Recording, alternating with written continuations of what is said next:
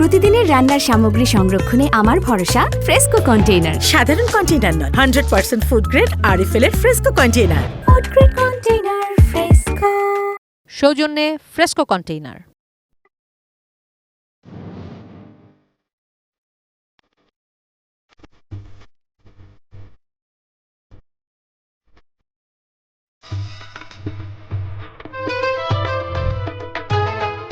পবিত্র রমজান মুবারক উপলক্ষে আমাদের আয়োজন ইফতার বাজার থেকে সবাইকে স্বাগত জানাচ্ছি। পাহাড়ি ইফতারের যদি নাম আসে তাহলে সবার আগে চকবাজারের নাম আসবে, কেননা চকবাজারের এই যে ইফতারগুলো এগুলো একদিকে যেমন বৈচিত্র্যপূর্ণ, তেমনি এগুলো একটা প্রাচীন আমল থেকে চকবাজারের বিভিন্ন খাবারের আইটেম, এগুলোর মধ্যে বেশিরভাগই হচ্ছে মাংস এবং মাংস নির্ভর আইটেম, হালিম সহ বিভিন্ন রকম আছে। এখন নতুন করে আধুনিক যুগের যে খাবারগুলো সেগুলো যুক্ত হচ্ছে, নানা রকম জুস রয়েছে, ফল রয়েছে, সেই সঙ্গে প্রথম দিনে কিন্তু বেশ জমজমাট। নানা রকম বাহারি খাবারের কথা এখানে শোনা যায়, নানা রকম বাহারি খাবার এখানে প্রদর্শন হয়। তবে এবার একটি ব্যতিক্রম বিষয় হলো যে যেহেতু পরিবর্তন হয়েছে, সবার আগে নিরাপদ খাদ্যের কথা বলা হচ্ছে, সেক্ষেত্রে ব্যবসায়ীরাও কিন্তু সেই চেষ্টাটা করছে। আমার সঙ্গে একজন রয়েছেন, আমরা কথা বলি। আপনাদের কি কি আইটেম? আমাদের হাতে আনাম মুরগি আছে, আনাম মুরগি পার পিস 300 টাকা। আমাদের হাতে শাহি পরোটা চিকেনটা হলো 80 টাকা, বিফ 100 টাকা, মাটন 120 টাকা, কোয়েল পাখি 80 টাকা।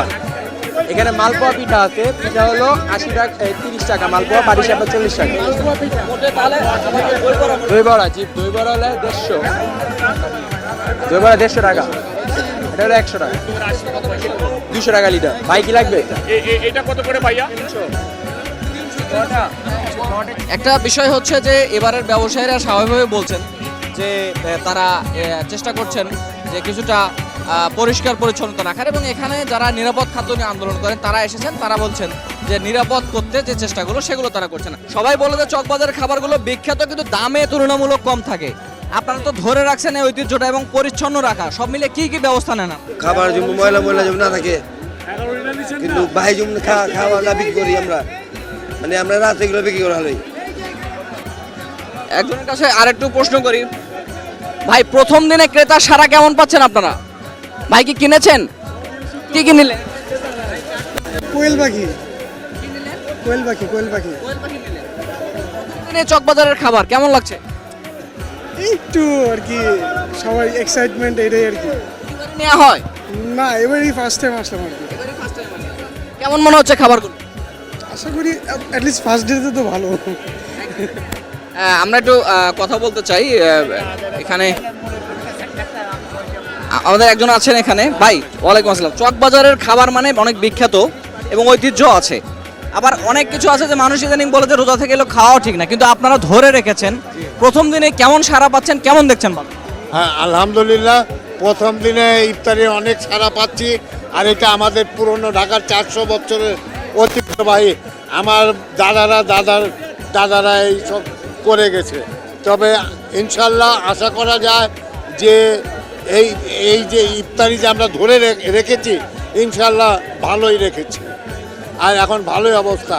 দর্শক, আমরা কথা বলছিলাম একজন সঙ্গে যে পুরান ঢাকার প্রথম দিনের যে ইফতার বাজার, সেই ইফতার বাজারটা বেশ জমজমাট, এবং সেই জমজমাট ইফতার বাজারে ক্রেতারাও কিন্তু বেশ এসেছেন। তবে ক্রেতার চেয়ে আগ্রহী দর্শনার্থী এবং সেই সঙ্গে যারা এই খবরটা সংগ্রহ করবেন তাদের সংখ্যায় বেশি মনে হচ্ছে। তারপরেও ব্যবসায়ীরা বলছেন তারা চেষ্টা করেছেন রমজানের প্রথম দিনেই একটু ব্যতিক্রম করার, একটু তাদের ঐতিহ্য ধরে রাখার, সেই সঙ্গে পরিচ্ছন্ন খাবার এবং নিরাপদ খাবার সবাইকে দেওয়া।